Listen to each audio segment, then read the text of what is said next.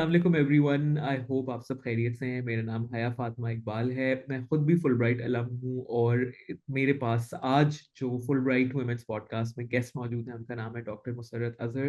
Doctor Musarrat is an associate professor of linguistics at the University of Sargodha. Currently, Dr. Saiba is working on developing a resource center for languages at the University of Sargodha. And overall, she has over 20 years of teaching experience. So I am really honored to have her with us today. मुझे लगता है कि आज हम बहुत कुछ सीखेंगे और आई थिंक पास्ट और प्रेजेंट के कॉन्टेक्स्ट में भी बहुत कुछ सीखने वाले हैं। सो विदाउट फर्दर अडू, अस्सलाम वालेकुम doctor Musarrat, how are you? वालेकुम अस्सलाम। I am good, thank you. आप कैसी हैं? बिल्कुल खैरियत है। मैं बहुत एक्साइटेड हूँ आपसे बहुत सारी बातें करने के लिए और बहुत सी बातें आपकी सुनने के लिए। मुझे डॉक्टर साहिबा आप सबसे पहले तो ये बताएं कि ऑब्वियसली आपका जो काम है वो बहुत अरसे से लिंग्विस्टिक्स में ज़बानों के बारे में, ज़बानों की साइंस के बारे में रहा है। और हम जो भी ज़बानें बोलते हैं, हमारी जो भी इंटरेक्शन होती हैं उसमें हमारे पेरेंट्स का और हमारी जो क्लोज फैमिली होती है, हमारे बचपन का बहुत ज्यादा किरदार होता है। तो आप पहले तो मुझे थोड़ा सा ये अपने पेरेंट्स के बारे में बताएं कि आप खुद कहाँ पे बड़ी हुई, आपके पेरेंट्स क्या करते थे और उनसे आप किस जबान में बात करती थी? मैं बेसिकली मुल्तान से बिलोंग करती हूँ, जो जनूबी पंजाब है। वहाँ पे सराइकी बोली जाती है। और मेरी जो स्कूलिंग है वो डिस्ट्रिक्ट खानेवाल की है। और देन मेरा जो है ग्रेजुएट, अंडर ग्रेड और ग्रेजुएशन, वो मेरी मुल्तान से है, ज़िक्रिया यूनिवर्सिटी से। और मी अब्बा मेरे जो है वो सराइकी बोलते थे और हम भी सराइकी में ही उनसे बात करते थे। उस वक्त जो हमारी वाली जो जो जनरेशन है, उसमें बहुत ज्यादा ये ट्रेंड नहीं था कि आपने अपने बच्चों से उर्दू में बात करनी है या इंग्लिश में बात करनी है। तो हम लोगों ने जब पैदा होते ही अपने इर्द गिर्द सराइकी ही सुनी। Once we were in the school, then we started like learning Urdu and then English also. तो इस तरह से। अमेजिंग। मुझे ये बताएं डॉक्टर मुसर्रत के लिंग्विस्टिक्स में आपका आना किस तरह से हुआ? आपको ये कैसे समझ आई कि मुझे एक बेसिक अंडरस्टैंडिंग किस स्टेज पे हुई पढ़ाई की कि और फिर और क्या तरीका होता है, मतलब पाकिस्तान में अगर किसी को पढ़ना हो ये सब्जेक्ट तो इंटरमीडिएट के बाद या ए लेवल्स के बाद वो किस तरह की डिपार्टमेंट्स की तरफ देखे इस तरह की डिग्री हासिल करने के लिए? अच्छा, या इस तरह से है कि मैंने बहुत, जब मैं मास्टर्स कर रही थी तो मैं लिटरेचर पढ़ रही थी। हमारा उस वक्त जो मास्टर्स था मैंने एनुअल सिस्टम से किया। तो उसमें हमारे ज्यादा जो कोर्सेज होते थे वो लिटरेचर पर ही बेस्ड करते थे। I am literature lover person, मतलब अभी भी जो है कोई अदबी किताब मेरे से मेरे सामने हो या मेरे इर्द गिर्द हो तो मैं उसको पढ़े बगैर रह नहीं सकती। उससे मेरा बड़ा एक अच्छा मजबूत रिश्ता है। तो मास्टर्स तो मैंने लिटरेचर में किया। फिर ये इवेंचुअली ऐसा हुआ, मतलब मैं इसको ये नहीं कह सकती कि मैंने कोई बहुत प्लान करके किया या ये सडनली और जस्ट आप कह लें कि बाय चांस ऐसा हुआ कि जिक्रिया यूनिवर्सिटी में जब फर्स्ट टाइम एमफिल इंट्रोड्यूस हुआ तो दैट वाज इन लिंग्विस्टिक्स। वो लिटरेचर में नहीं था। मतलब बेसिकली अगर अपना वो मास्टर्स की बात करें, वो क्योंकि वो डिटरमिन करता है ना आपकी फील्ड और आपका राइट। स्पेशलाइजेशन। तो दैट वाज इन लिटरेचर, जिसमें हमने सब कुछ ऑसर, शेक्सपियर और मिल्टन और ये क्लासिकल जो राइटर्स हैं उनको और मॉडर्न राइटर्स उनको पढ़ा। तो up till masters I was totally a student of literature. और मैंने कभी सोचा नहीं था कि मैं लिंग्विस्टिक्स की तरफ जाऊंगी या मैं लैंग्वेज की स्टूडेंट बनूंगी। तो जब जिग्रे यूनिवर्सिटी में एमफिल स्टार्ट हुआ तो उसमें दैट वाज इन लिंग्विस्टिक्स, क्योंकि डॉक्टर जफर साहब थे। एंड एट दैट टाइम मेरा ख्याल है इट वाज इन 2001, तब की बात है। 2001 की नहीं, बल्कि मेरा ख्याल है 1999 की बात है। उस वक्त पाकिस्तान में चंद एक लिंग्विस्ट्स होते थे, जिनमें डॉक्टर जफर इकबाल, मरहूम अल्लाह उनको जन्नत नसीब करे, he was one of the prominent and leading linguists in Pakistan, और उनका बहुत कंट्रीब्यूशन भी है। उन्होंने जैसे अभी मैं आपसे रिकॉर्डिंग से पहले आई क्लैप के बारे में बात करी थी, तो he is one of the founders of this association, linguistic association of Pakistan. तो उन्होंने ही यहाँ पर पाकिस्तान में इसकी बुनियाद रखी।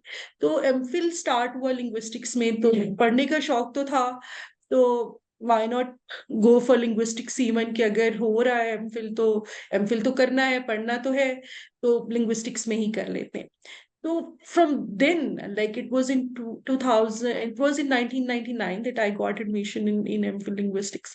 तो वहां से फिर लिंग्विस्टिक्स जब पढ़ी तो पता चला कि मतलब ये तो बाकी सारे जैसे डिसिप्लिन्स हैं जो हम ह्यूमन लाइफ को या अपने इर्द गिर्द की चीजों को समझने के लिए पढ़ते हैं, ये सीखते हैं, तो लिंग्विस्टिक्स या लैंग्वेज पढ़ना ही भी उतना ही जरूरी है।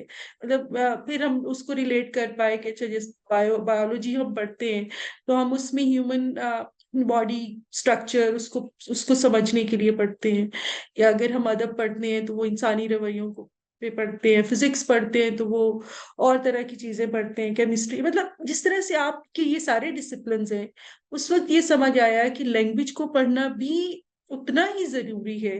ये भी it's most important component of human life, जिस पर आपका आप कह लें कि आपका इंटरेक्शन, आपकी आइडेंटिटी, आपका इजहार ख्याल, आपकी बहुत सारी चीजें, आपका ओवरऑल जो आपकी लाइफ है, वो आपकी लैंग्वेज को इस्तेमाल में और उसको समझने में गुजरती है।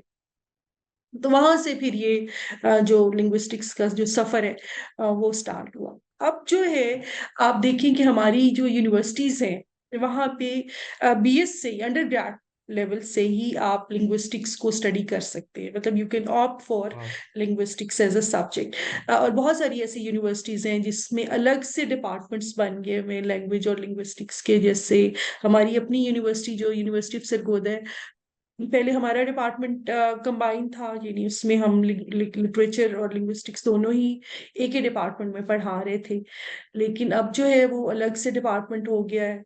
इसी तरह से मेरा ख्याल है जिस यूनिवर्सिटी फैसलाबाद में भी दो अलग डिपार्टमेंट्स हैं, इसमें अंडर ग्रेड लेवल पर आप लिंग्विस्टिक्स में एडमिशन ले सकते हैं, like if you want to study language. इसी तरह से मेरा ख्याल इस्लामाबाद में एयर यूनिवर्सिटी में भी ऐसा ही है, और शायद कायदे आजम यूनिवर्सिटी में, मतलब there are multiple universities which are offering linguistics as a discipline. Fascinating. मुझे आपसे ये पूछना है कि आपने अभी थोड़ी देर पहले बताया कि आ, कोई भी किताब रखी हुई हो तो मैं तो बस उसको, मेरा इंटरेस्ट फौरन से उसमें जो है ना वो हो जाता है और मैं पढ़ना शुरू कर देती हूँ। तो मैं तो आपसे ये पूछना चाहती हूँ कि इस स्मार्टफोन की डिस्ट्रैक्टिंग दुनिया में, मतलब मुझे तो लगता है कि मेरी रीडिंग तो इंतहाई कहीं पता नहीं जवाल पजीर हो गई है। किताब रखी होती है सामने और आप फोन पे स्क्रॉल कर रहे होते हैं, तो आप कैसे रीड कर पा रही हैं? आप प्लीज हमें अपनी मैजिक ट्रिक बता दें। अच्छा यार, इसमें मुझे ऐसे लगता है कि ये जो आपकी जो मोबाइल फोन है ना, ये इससे आप बहुत जल्दी बोर हो जाते हैं। ऐसा नहीं है कि मैं यूज नहीं करती, मैं यूज करती हूँ। इसकी दुनिया जो है ना वो बड़ी महदूद है, और जो हम्म। अदब की दुनिया है ना वो बहुत वास्ट है, उसमें देर इज लॉट ऑफ इमेजिनेशन।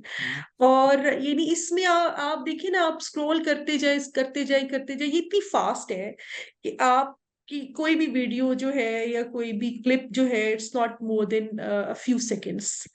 यानी जो एग्जैक्टली। रील्स है या आपके वो जो है इंस्टाग्राम्स पे जो वीडियोस अपलोड होती है, may be of 3 to 4 minutes, या जो रील्स हैं वो तो बहुत जल्दी जल्दी खत्म हो बिल्कुल। जाते हैं। उसमें जो स्टफ भी होता है ना वो सेम ही होता है ऑलमोस्ट, मतलब for example every individual has certain you know has certain likes and dislikes. आप जिस तरह की वीडियोस रोज देखते हैं, उसी तरह की वो आपको स्टफ बार बार बार बार बार हम्म। बार दिखाया जाता हम्म। है। बट अगर आप रीडिंग करते हैं तो it's completely a different and a complete world, हाँ। हाँ। जिसमें आपके पास इतनी अमेजिंग और इतनी इंटरेस्टिंग और इतनी डाइवर्स किस्म की इंफॉर्मेशन है, हम्म। खासतौर पे अदब में। मतलब इसका कैनवस इतना ब्रॉड है कि आप उससे बोर नहीं होते हैं। हम्म। और इसमें आपके पास एक सेकंड में ये मतलब आप in a few seconds the story starts and it ends. Right. Right. आप उसके अंदर उसके शहर में आप जकड़े नहीं जाते। तो मुझे ऐसे लगता है कि हम ये जो स्क्रॉल करते हैं हम सिर्फ उस वक्त कर रहे होते हैं जब हमारे पास कुछ करने को नहीं होता है, या हम कुछ करना नहीं चाह रहे होते हैं। करना नहीं चाह रहे होते।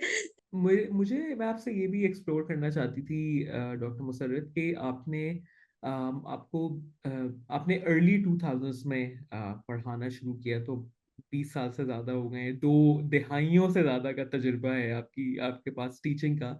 अम, इतने सालों में आपने, जाहिर है आप पहले खुद स्टूडेंट थी, उसके बाद आप टीचर बनी, और जब आप टीचर होते हैं तो भी आपका स्टूडेंट लाइफ पैरेलल चल रही होती है, आप रिसर्च कर रहे होते हैं, आप पोस्ट डॉक्स पे जा रहे होते हैं, आप सब कुछ कर रहे होते हैं, तो आपका जो एक डायनामिक है वो हमेशा शिफ्ट होता रहता है। In your mainstream life you are a teacher, but then we are all also students secretly. मुझे आप ये बिल्कुल। बताएं कि इतने साल की टीचिंग में आपको क्या लगता है कि एक अच्छा यूनिवर्सिटी लेवल का टीचर, या एक अच्छा यूनिवर्सिटी लेवल का उस्ताद कैसा होना चाहिए, उसमें कौन सी क्वालिटीज डेफिनेटली होनी चाहिए? मुझे एक जो इम्पोर्टेंट मुझे जो बात नजर आती है वो ये कि उस्ताद का जो काम है वो बच्चे को पढ़ाना नहीं हो, वो उसको पढ़ना सिखाए। ये नहीं कि आप उस्ताद का काम ये नहीं है कि जाके उसको अ, चला जाए क्लास में और लेक्चर दे। उसका काम ये है कि वो उसको बताए कि मैंने वो उसको बच्चे को इतना केपेबल कर दे कि वो चीजों को खुद से करने के काबिल हो जाए। यानी वो सिर्फ मतलब लफ्जों में या बातों से वो चीजों को वो कम्युनिकेट ना करे, बल्कि उनके अंदर ये स्किल डेवलप करे बच्चों के अंदर कि हम्म, वो जो पढ़ रहे हैं उसको अप्लाई करें, जो पढ़ रहे हैं उनको खुद से पढ़ना जो है ना वो आ सके, और जो हम्म, उसमें उनके अंदर वो जो सारी स्किल्स हैं जो टीचर के अंदर हो सकती है वो उनको उनके अंदर इनकलकेट करने की कोशिश करे। तो ये हमारे यहाँ मुझे जो लगता है ना कि ये प्रॉब्लम है कि हमारे यहाँ बहुत सारे ऐसे टीचर्स हैं जो बच्चों को पढ़ाते तो हैं हम्म, लेकिन उनको पढ़ना खुद से पढ़ना नहीं सिखाते। वाह, पढ़ने को आप जनरलाइज कर सकते हैं, I am not talking about just reading, I am talking about the whole process of learning. Studying. They should be ये बच्चों को इस काबिल बना सकें कि they should be capable of learning on on their own, कि वो खुद से जो है ना वो लर्न कर सके। कि बहुत से लोग ये समझते हैं कि टीचिंग जो है, या एकेडमिया जो है, वो एक आसान जॉब है, क्योंकि 2 महीने समर ब्रेक, आधा महीना विंटर ब्रेक, कभी ये छुट्टी कभी वो छुट्टी, और लोगों का ये गुमान होता है कि इसमें जो टाइमिंग्स हैं वो बहुत मेजर्ड होते हैं, जिसमें शायद एक हद तक हकीकत भी है कि एटलीस्ट एक स्ट्रक्चर टाइम होता है, क्योंकि आप एक पब्लिक फेसिंग काम करते हैं, आप स्टूडेंट फेसिंग काम करते हैं। अक्सर जब स्टूडेंट चले जाएं बिल्डिंग से तो आप भी जा सकते हैं, आपका भी छुट्टी टाइम हो जाता है। वो अलग बात है कि स्टूडेंट्स ही इतनी देर तक कैंपस में रहते हैं कि आपको you also have to be around. लेकिन और मैं अभी, जो एडमिनिस्ट्रेटिव कामों की जो डिफिकल्टी होती है, कि जो एक हमारे सबकी यूनिवर्सिटीज में, पूरी दुनिया में, मतलब एकेडमिया के बहुत जोक्स भी हैं, उसके अराउंड ह्यूमर भी है, ट्विटर अकाउंट्स हैं एकेडमिया से रिलेटेड, जिसमें सिर्फ एकेडमिया वाले खुद अपना मजाक उड़ा रहे होते हैं कि कितना ब्यूरोक्रेटिक है, it's a slow world, it's a slow process, all of that. लेकिन I want to keep that aside for a second, all of that. मैं आपसे ये पूछना चाहती हूँ कि एज अ टीचर आपको दिन में कई लेक्चर्स देने होते हैं, आपकी कई क्लासेस होती हैं, आपको कई बार, obviously you are a doctor, तो आपको, आपके पास आई एम श्योर आपके आपको सुपरवाइज करने होते होंगे बहुत से थीसिस, ये सारी चीजें। आप मुझे बताएं कि एवरीडे लेवल पे आप ये कैसे इंश्योर करती हैं कि वो जो जो यूनिवर्सिटी लाइफ के जो झमेले हैं, the emails, the letters, the signatures, all of that, उसके बियॉन्ड आप ये कैसे इंश्योर करती हैं कि जब आप अपने स्टूडेंट से इंटरेक्ट करें तो आप अपने बेस्ट सेल्फ को लेके जाएं, और आप उनको भी इंस्पायर कर दें, चाहे उनसे 10 मिनट की बात हो रही हो, चाहे उनके साथ 2 घंटे का लेक्चर हो। Even like, how do you manage to, या how do you ensure to stay like positive and cheerful in front of your students, because I feel like academia can bog you down, like all the other workings of academia can potentially also make you a little bit of a surreal person. So how do you ensure that you are not that when you're interacting with your bachas, basically? अच्छा है यार, इसमें ना मुझे ऐसे लगता है कि बहुत सारा डिपेंड करता है आप कितना वर्कलोड लेते हैं। हम्म। ठीक है। एक तो ये इम्पोर्टेंट बात है, क्योंकि यूनिवर्सिटीज में आपको पता है कि आपका एक स्पेसिफाइड वर्कलोड होता है कि लाइक एक लेक्चर जो है उसने 9 क्रेडिट आवर्स पढ़ाने हैं पूरे पूरे हफ्ते में। ठीक है। उसके बाद अगर आप पढ़ाते हैं तो you are paid for that, मतलब you have an extra payment for that. और इसी तरह से जो एसोसिएट है उसकी सिर्फ 2 क्लासेस होती हैं, यानी उसकी आई मीन द टी और she has to take 6 credit hours per week. ठीक है। तो जनरली मैं एक्स्ट्रा क्लासेस नहीं लेती। हम्म। जो मैं आपको अपनी अपनी राइट। बात बता दूं, मतलब आपकी जो देर स्ट्रेटजी। हाँ। हाँ, जो बहुत सारे लोग ऐसे होते हैं जो they are like they are taking 18 credit hours per week. Like मुझे ये लगता है कि दैट्स क्वाइट मैजिकल, और ह्यूमनली इट्स नॉट पॉसिबल कि आप फुल एनर्जी के साथ अपनी क्लास में जाए when you are having 6 different classes in a week. तो हम्म। ये बड़ा मुश्किल काम है। तो मैं जो स्ट्रैटेजी यूज करती हूँ वो ये है कि मतलब मैं अपना वर्कलोड लेती हूँ, that like I have 6 credit hours ठीक है। in a week. In a week. तो that means कि मेरी दो क्लासेस है, हम्म। 3-3 घंटे की आप कह लें, या चार राइट। क्लासेस है 1.5-1.5 घंटे की राइट। पूरे हफ्ते में। ठीक है। ठीक है। तो that saves my energy. Number one thing कि वो मेरे पास इतनी एनर्जी होती है, then I have lot of time to read the stuff कि जो हम्म। मैंने लेक्चर पढ़ने होते हैं, या उसमें जो भी रिसर्चेज हो रही हैं, या जो भी जर्नल्स में या पब्लिकेशंस हो रही हैं, I would like to collect that information also, ताकि मैं अपने बच्चों को जाके वो डिलीवर कर सकूं। तो हम्म। वर्कलोड जब आपका कम होता है, या आप अपने आप को एक्स्ट्रा ओवरबर्डन नहीं करते, तो then you go to the class with full energy and with hmm. full enthusiasm, and you have plenty of time to explore into the area which you are going to talk about, कि आपने जिस पर बात करनी है आपके पास बहुत सारा टाइम होता है कि राइट। आप जाके उसको पढ़ के और फिर जाके, मतलब मुझे मैं कभी भी अपनी क्लास में अनप्रिपेयर्ड नहीं जाती। मतलब राइट। मेरे लिए ये बहुत मुश्किल है हम्म। कि मैं क्लास में जाऊं और मैंने कुछ पढ़ा हुआ ना हो, और मैं उनको बगैर पढ़े हुए जाके, तो मतलब how I am going to spend my time right. Like half an hour, one and half hour even, हाँ। कि हाँ। आप कैसे जाके वहां पे खड़े हो सकते हैं जब आपने कोई उनको बात ऐसी नहीं बतानी जो उनके लिए नई हो, या राइट। कोई ऐसा उनमें एडिशन नहीं करके आना। तो अगर आप कम क्लासेस लेंगे तो फिर आपके पास बहुत टाइम है कि आप अपनी चीजों को बहुत अच्छे से मैनेज कर सकते हैं। फिर इसी तरह से आप मैं बहुत ज्यादा स्टूडेंट्स जो सुपरविजन के होते हैं उसमें at a time you can take 7 students of MPhil. Hmm. Like you can supervise 7 students of MPhil as per AGC जो पॉलिसी है। और मेरा ख्याल है 5 students जो है वो PhD के आप ले सकते हैं। ठीक है। तो उसमें भी मैं मिनिमम कोशिश करती हूँ कि मैं सिर्फ उतने ही काम करवाऊँ और अच्छा कराऊँ। मतलब मेरा ये मुझे इस बात से फर्क नहीं पड़ता, maybe I don't know, maybe it's not may not be positive क्या I do not supervise so many of the students, hmm. लेकिन मैं कम बच्चों को सुपरवाइज कराती हूँ ताकि वो जो भी मेरे पास मैक्सिमम थे मैं उनको कम्युनिकेट कर सकूं और वो अच्छा काम कर हम्म। सके, बजाय इसके कि मैं 12-15 स्टूडेंट्स को सुपरवाइज करवा रही हूँ और वो सारा सारा दिन मेरे पीछे बेचारे वेट कर करके और जी। उनकी बारी ही ना आए।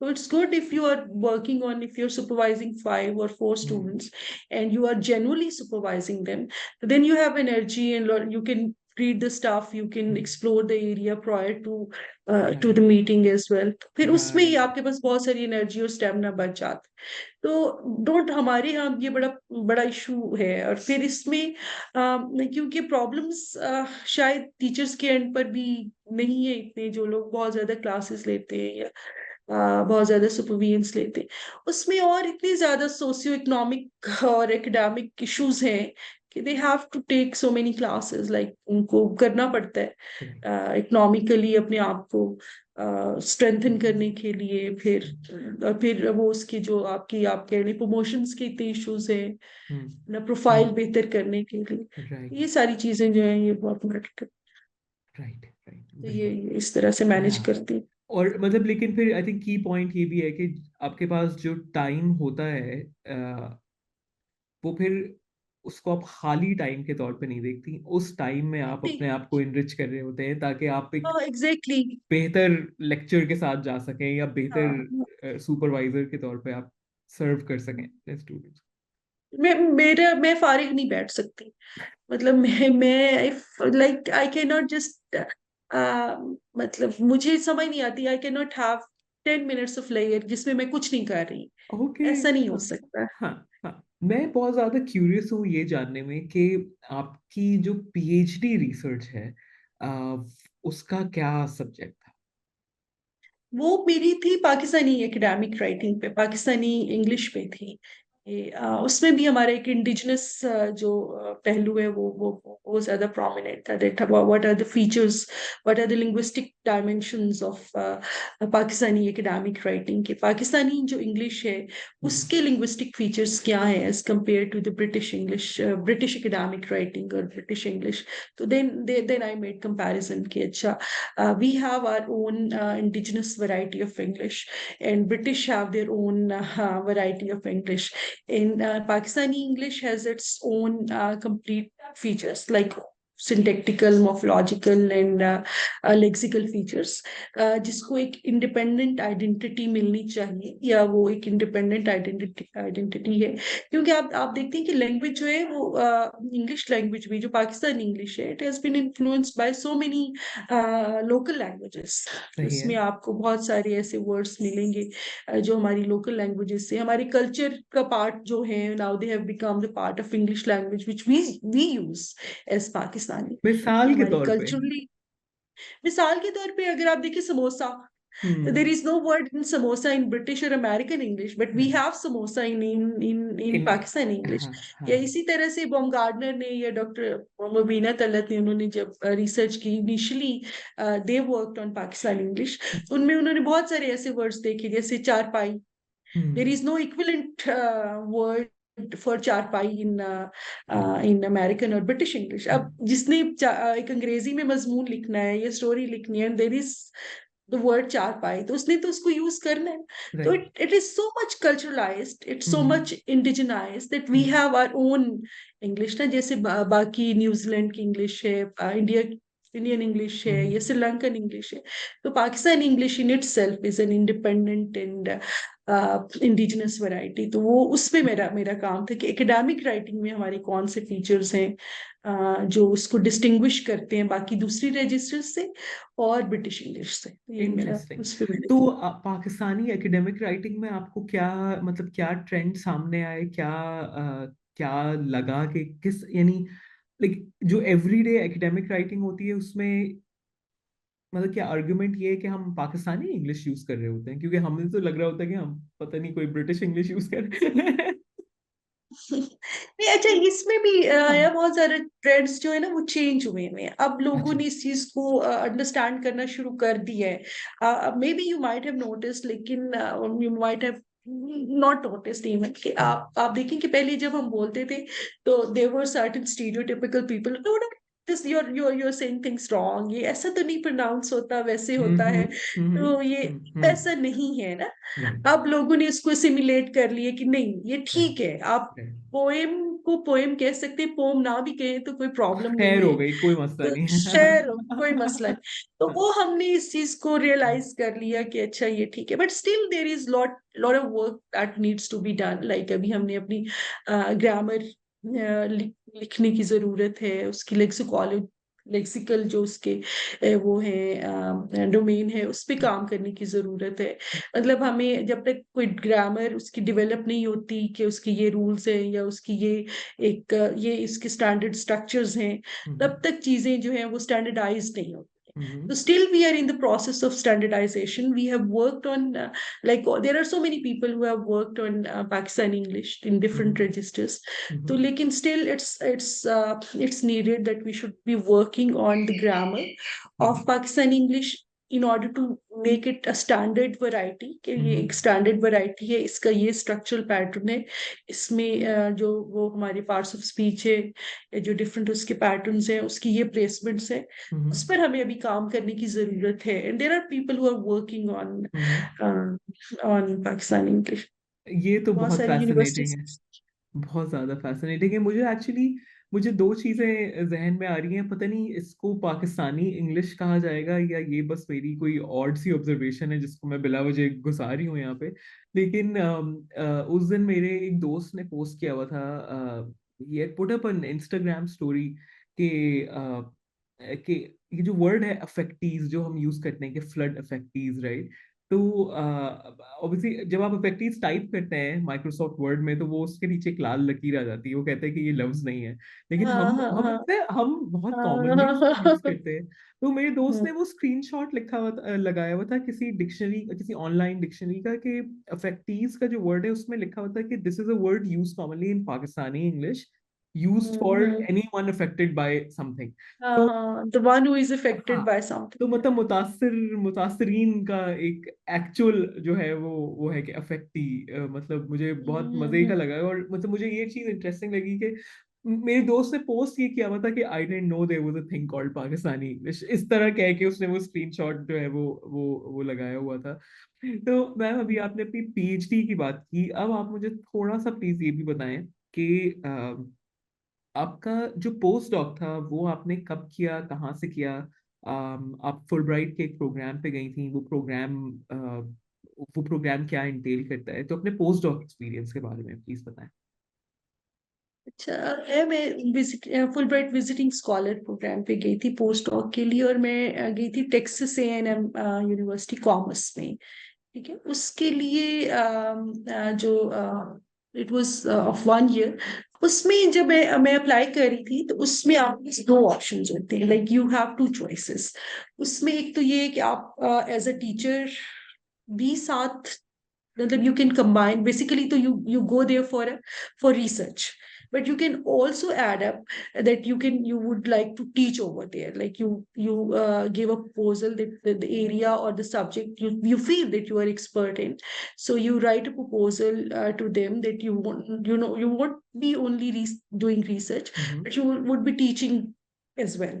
So this is up to you whether you want to go as a researcher solely, and whether you want to opt for both teaching and research. Right. So I just went for doing research. और आपको क्यों लगा कि आपको visiting fellows programme के लिए apply करना चाहिए, या आपको अपने करियर में क्या जरूरत महसूस हो रही थी जिसके तहत आपने सोचा कि मुझे अब इस प्रोग्राम के लिए अप्लाई करना देखो, या when you are in university, तो यूनिवर्सिटी जो हमारी जॉब है ना, वो it's much demanding. It's different from the college level job या स्कूल। उसमें जो हमारा मेजर जो फोकस होता है ना, वो आपका रिसर्च पर होता है, कि चाहिए? मतलब आपका जो अच्छा टीचर है, in order to become a good teacher, you I think that it's important that you are a good researcher also, right. At specifically at university level. कि जब आप यूनिवर्सिटी लेवल पर आप रिसर्चर अच्छे नहीं है, hmm because you are dealing with graduate and post graduate level students, and वहां पर आपने हर चीज जो भी आप कोर्स पढ़ा रहे हैं, लाइक मैं अगर उनको डिस्कोर्स एनालिसिस पढ़ा रही हूँ, then I would have to relate it with certain research area. Like हम्म मैं उनको उसको practically how they would be doing discourse analysis, क्योंकि जब तक मैं उनको वो practically नहीं बताऊंगी, तब तक वो उनको पढ़ने का फायदा ही नहीं है। फिर हम उनको प्रिपेयर कर रहे हैं for what we are preparing them for research. Right. जब आप उनको कोर्स पढ़ा रहे हैं, तो आप उनको उसके लिए करवा रहे हैं ना, उसको प्रिपेयर कर रहे हैं that they should be capable of doing research, they should be capable of doing certain applications, they should be capable of writing their own perspective, कि वो अपना पर्सपेक्टिव लिख सकें, या अपना चीजों को जो है वो जाके अप्लाई कर सकें right. या खुद से कुछ थ्योरेटिकल हम्म आइडियाज जो हैं वो जनरेट कर सकें on the basis of their research. तो it's important that you should go abroad. I hmm think every university teacher, मुझे ये लगता है कि अगर जिसको भी अल्लाह ताला मौका दे उसको हम्म जाना चाहिए, क्योंकि वहां पे जो रिसर्च एथिक्स है या हम्म जो रिसर्चेस वहां पर जैसे हो रही होती हैं, हमें हमें बहुत कुछ वहां से सीखने को मिलता है। और फिर यहाँ अगर हमें मतलब ये अगर उनकी ये पॉलिसी है कि आप जाएं और सीख कर और पाकिस्तान में आकर उसको यूज करें, तो मुझे ये लगता है कि इट्स रियली वंडरफुल। हम्म क्योंकि हमारे लोगों को बहुत जरूरत है कि हम बाहर से पढ़कर आए और यहाँ आकर वो वाले ट्रेंड्स, वो वाले आइडियाज हम अपने बच्चों तक कम्युनिकेट करें, हम्म, ताकि उनके अंदर भी एक इंस्पिरेशन या उनको काम करने का एक डिफरेंट जो तरीका है वो पता चले। सही है। डॉक्टर मुसरत, मुझे आप ये बताएं कि आपकी जो पोस्ट डॉक रिसर्च थी उसका सब्जेक्ट क्या था? उसका नया उस वो मैंने सराइकी उस पे किया था, कन्वर्सेशंस पर, ह्यूमर पे काम किया था कि किस तरह से what are the patterns and functions of humour in in Saraiki, in Saraiki women's conversation के जो खवातीन की जो कन्वर्सेशंस है उसमें ह्यूमर किस तरह से, मतलब how do they use humour to manipulate or to do certain things, like how do they use humor to develop or to build up solidarity, and how do they use humor to build up power relations or something हाँ। like that। तो उस तरह से उसमें मैंने वो किया था कि किस तरह से आप ह्यूमर को एज अ टूल यूज करके, मतलब you use humour as an instrument for doing multiple things in hmm your in your life, and how do Saraiki women they use humor to do। Pakistan में conversations पर सच काम नहीं हुआ वहाँ मेरे जो हम्म जहाँ तक हम्म, मेरा मेरा मेरा इल्म है, वो नेचुरली जो नेचुरल कन्वर्सेशंस है उस पर काम नहीं हुआ। ओके। एक तो ये इंस्पिरेशन था कि आई should be working on the conversation, like how do people communicate. और अमेजिंग बात ये थी है कि आप सोच नहीं सकते कि हमारी जो जिन जिन कन्वर्सेशंस को हम गॉसिप कहते हैं, या जिन हाँ। कन्वर्सेशन को हम जस्ट टाइम किलिंग या ऐसे ही गपशप कहते हम्म, हैं, they had so many things in themselves. Like अभी वाह। जो मैंने कहा कि they how they developed, how they built up solidarity, and how they used it for challenging certain stereotypes या जेंडर स्टीरियोटाइप्स को चैलेंज करने के लिए, या पावर रिलेशंस को या बाउंड्री डेवलप करने के लिए दे यूज ह्यूमर।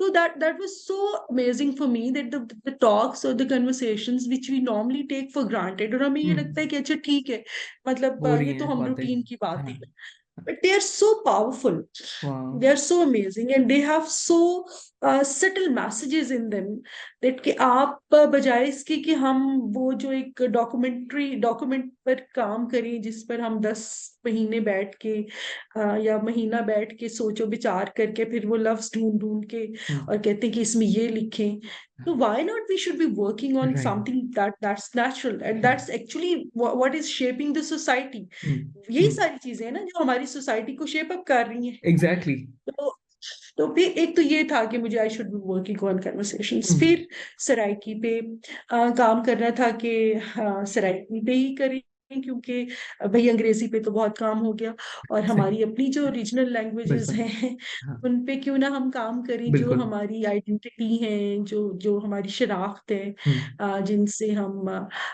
जो हमारी रूट्स हैं, जो हमारा हम्म कल्चर है, जो हमारी पिछली हिस्ट्री है, why hmm not we should work on hmm Saraiki line. तो हम्म, फिर सराइकी पे किया। राइट। और आपका फिर जो रिसर्च का जो प्रोसेस था फील्ड में, मतलब ये कॉन्वर्सेशंस आपने कैसे एक्सेस की या रिकॉर्ड की, उसका तरीका क्या था फील्ड?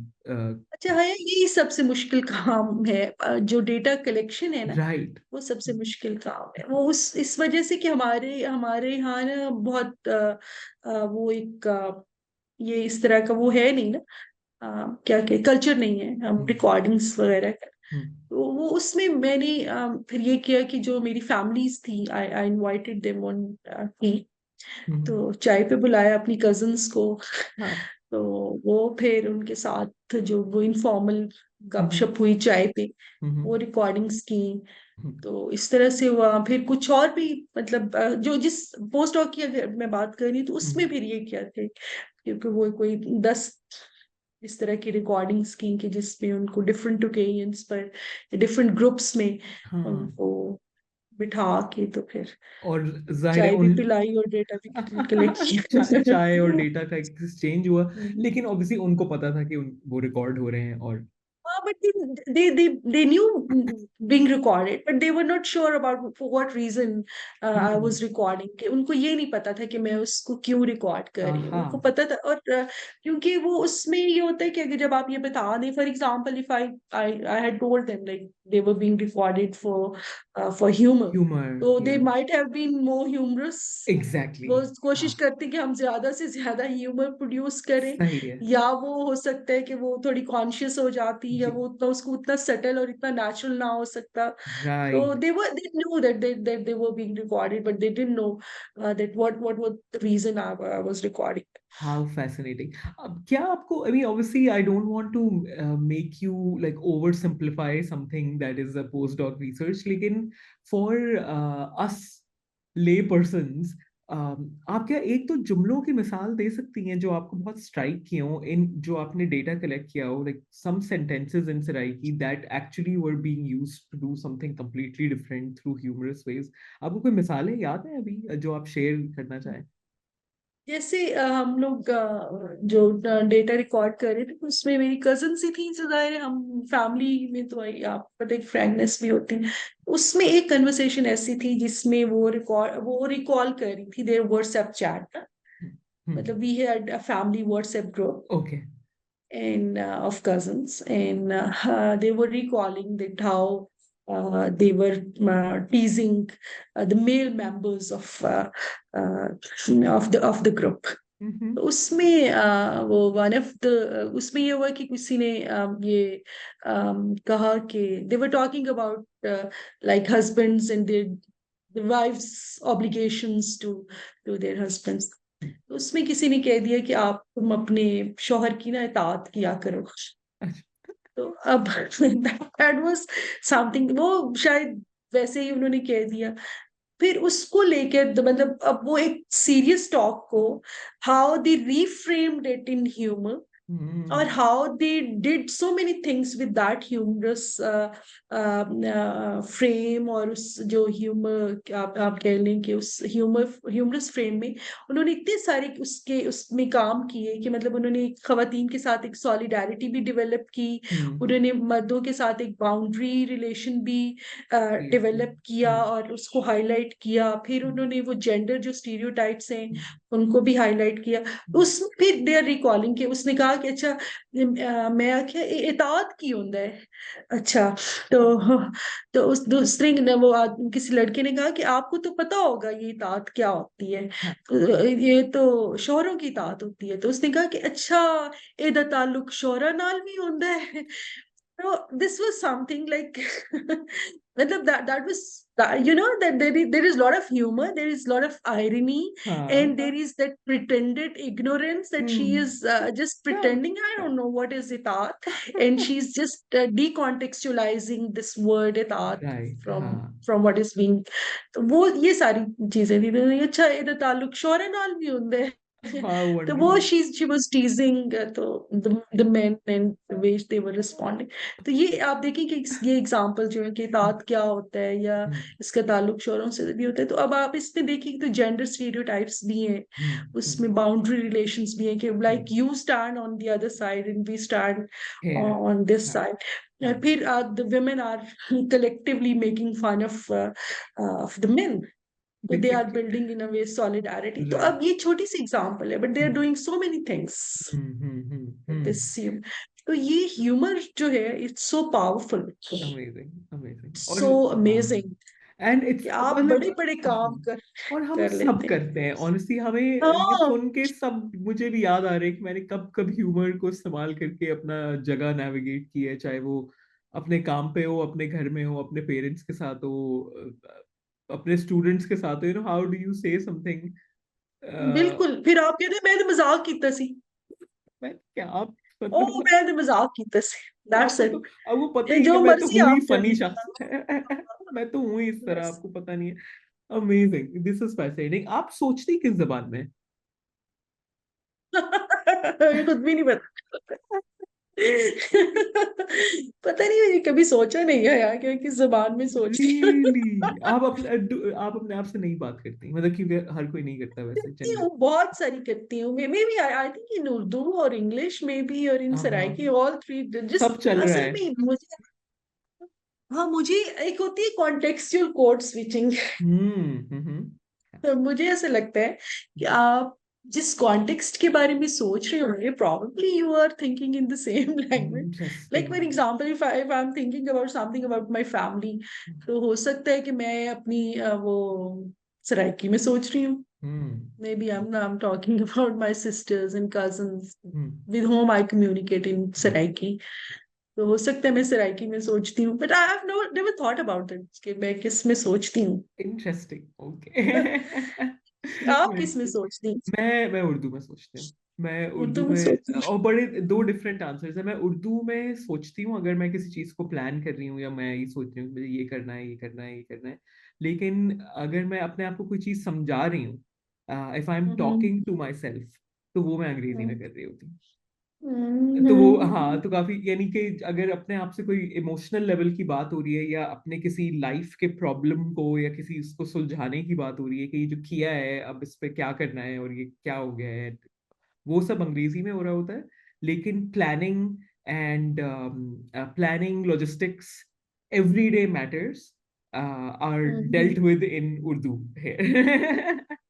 आप मुझे ये बताएं कि आपका आजकल, apart from teaching and research, एक बहुत इंटरेस्टिंग काम चल रहा है जो कि अंडर वर्क्स है, इन डेवलपमेंट है, regarding a centre for languages. इस सेंटर के बारे में बताएंगे? आप यूनिवर्सिटी ऑफ सरगोदा में आप इसको बनाने की कोशिश कर रही हैं, I am sure with some other team members as well. ये सेंटर क्या करना चाहता है? ये बेसिकली जो, ये लैंग्वेज रिसोर्स सेंटर, अभी हम इस पे काम कर रहे हैं। इसका कोशिश कर रहे हैं कि ये अप्रूव हो जाए हमारी यूनिवर्सिटी से।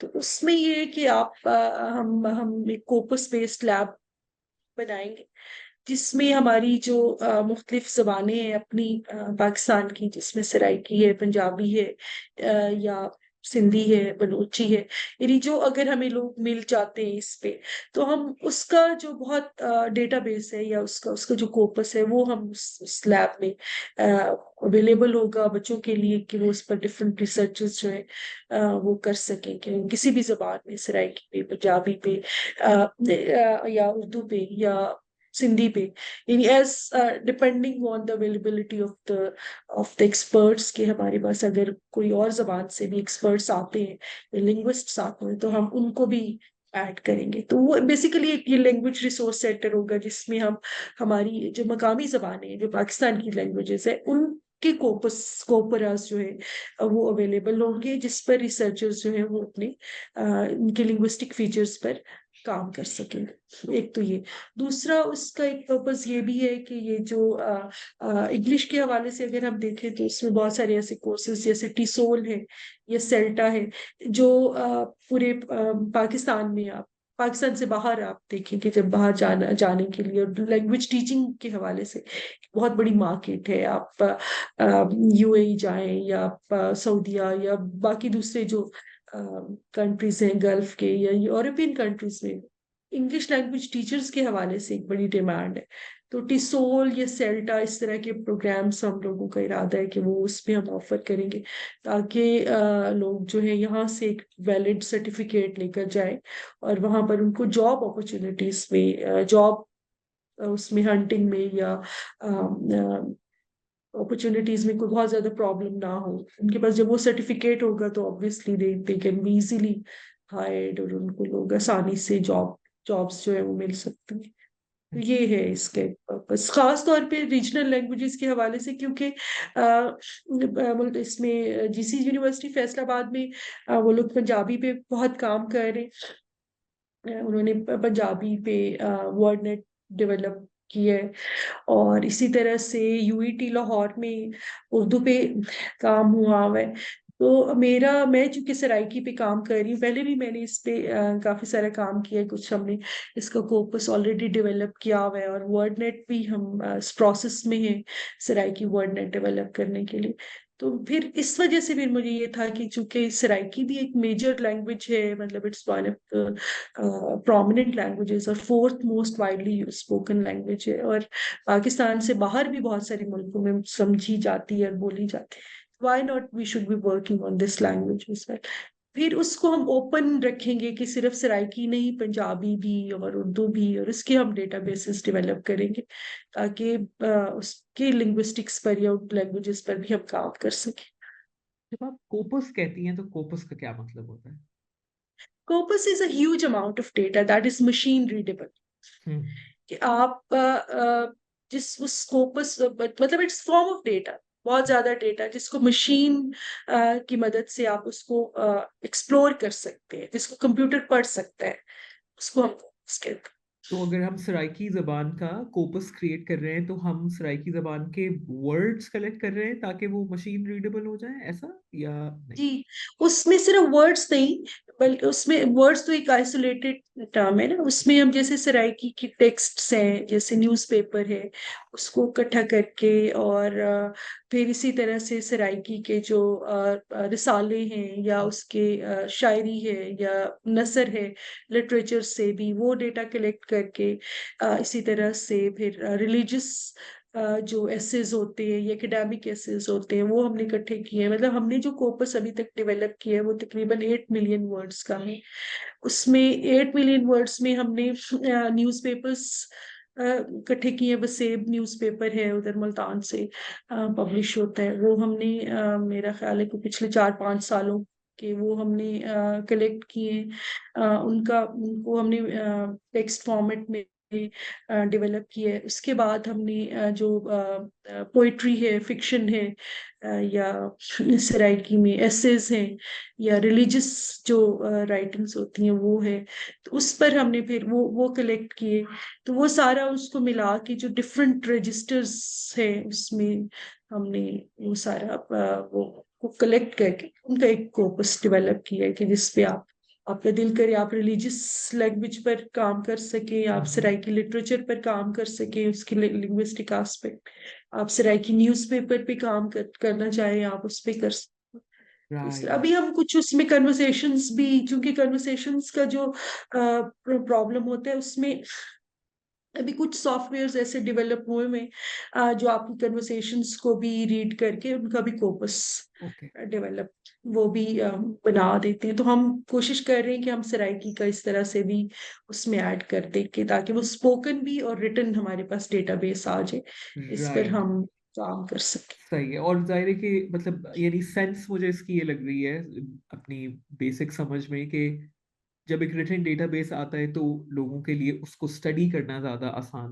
हो जी जाता है, मतलब दे बिल्कुल हैव द बिल्कुल। बेसिक थिंग टू एक्सेस जिसके बाद वो हाँ गहराई में बिल्कुल जा बिल्कुल। सकते। बिल्कुल जबरदस्त। ऐसे। जबरदस्त। तो ये तो भाई इसके लिए तो एडवांस मुबारकबाद कि आई रियली हाँ, होप बस कि आप अल्लाह करे कि वो हो जाए। जल्दी जल्दी बने, जब भी बने अच्छे से बने और अच्छे अच्छे काम करें हाँ, और इंशाल्लाह डिफरेंट डिफरेंट इंशाल्लाह। लैंग्वेजेस में काम करें तो बहुत ही मजा मजा आ हम्म। जाएगा। आप सही ये भी बात। बताएं कि ये जो काम है, आई थिंक सेंटर इस तरह का क्रिएट करना, आई एम श्योर ये भी आसान काम नहीं होगा, इसमें बहुत सी इजाजतें, approvals, budget issues, I mean I can only बिल्कुल। इमेजिन कि क्या क्या चैलेंजेस होते होंगे।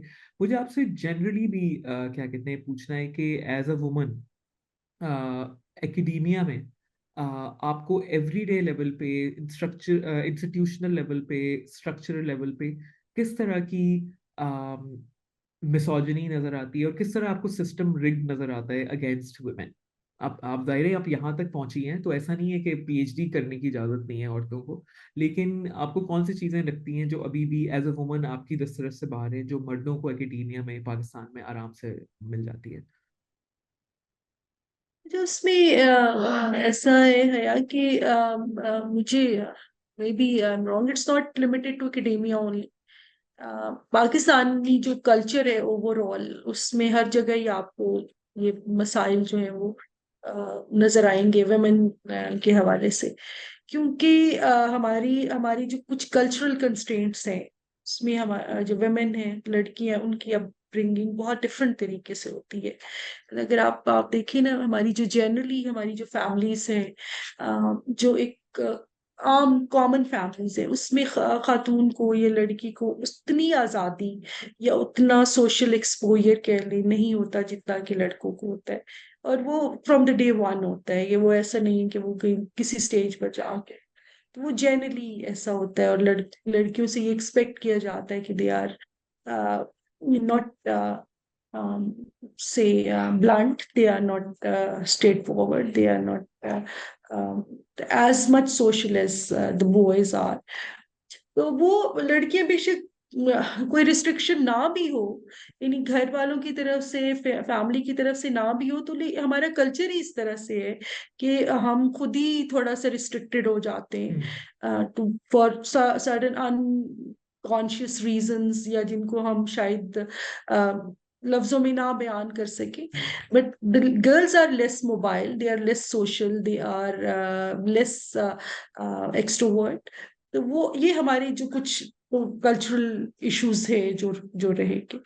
अब उसमें ऐसा नहीं है कि लड़कियों को काम पढ़ने की इजाजत नहीं है, काम करने की इजाजत नहीं है, वो यकीनन करती है अपनी अपनी डोमेन में, कर रही होती है। लेकिन ये जो एक सर्टेन एक ब्रॉडर लेवल पर एक वो बना हुआ है, उसमें एक लड़कियां बहुत कैलिबर भी होता है उनमें, they are doing lot of things. लेकिन जब वो जाती है अपनी प्रोफेशनल लाइफ में, और वो इस सारे कल्चर को लेकर साथ जा रही होती है, वो उसको पीछे तो नहीं रख के जा रही होती ना। बिल्कुल। ऐसा नहीं होता कि उनको काम करना नहीं आता, या किसी स्टेज पे वो कहीं से किसी से कम होती है। But they have brought up in the वे कि जिसमें उनको वो इतनी सोशल या इतनी एक्सट्रोवर्ट या इतनी ब्लंट या इतनी वैसे नहीं होती। कुछ नेचर के भी हमारे इश्यूज होते हैं, तो उसमें उनको अपनी रिकग्निशन के लिए एक तो बहुत बहुत चैलेंजेस का सामना करना पड़ता है कि वो जा जा के दफ्तरों में जा जा के लोगों के साथ बैठ के उनके साथ गपशप लगा के, और उन चीजों को ढोल बजाना नहीं आता मुझे। जो मेरा पर्सनल एक्सपीरियंस है कि अच्छा जी, अब बॉयज का ये होता है, आप एक एक आप क्योंकि because they are more social, वो एक से मिलेंगे, दूसरे से मिलेंगे, वो आपकी थोड़ी सी भी अचीवमेंट है तो वो पूरे एक सर्कल को पता चल जाता है। तो हमारे यहाँ ऐसा नहीं होता। मतलब एक छोटा सा भी, जैसे अभी हम शुरू में भी बात कर रहे थे कि मतलब it's a minor significance, but still everybody would be knowing about this.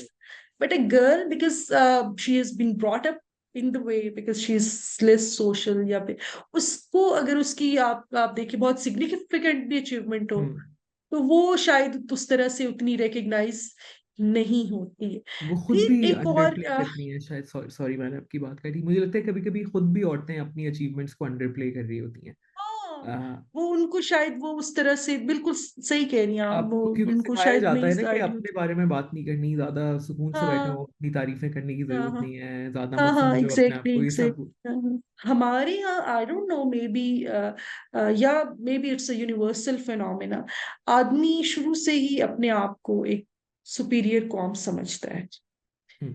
उसमें ये इन बिल्ट है। मतलब मैं अगर अपने बच्चों को भी देखूं ना, आई हैव टू बॉयज, तो उसमें आई डोंट नो, मतलब हमारे घर में कोई ऐसी तकसीम नहीं है, but still I I feel that they think themselves as superior to women.